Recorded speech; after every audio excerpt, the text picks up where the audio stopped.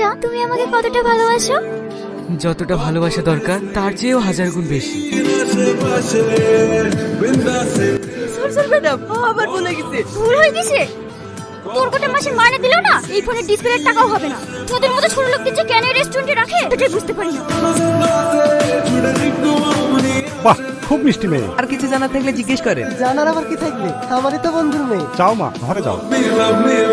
কি হয়েছে তোমার? আব্বু, আমি এখন বিয়ে করব না। বিয়ে করবা না কেন?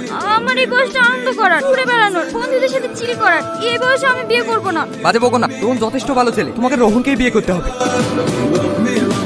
আব্বু আমার জোর করে বিয়ে ঠিক করেছে, আমি এখন বিয়ে করতে চাই না। ছেলেটি কেমন? আস্তে একটা বলবি, মুখে বড় বড় দাড়ি। তুমি বিয়েটা করে ফেলো। তোমার মাথা ঠিক আছে তো?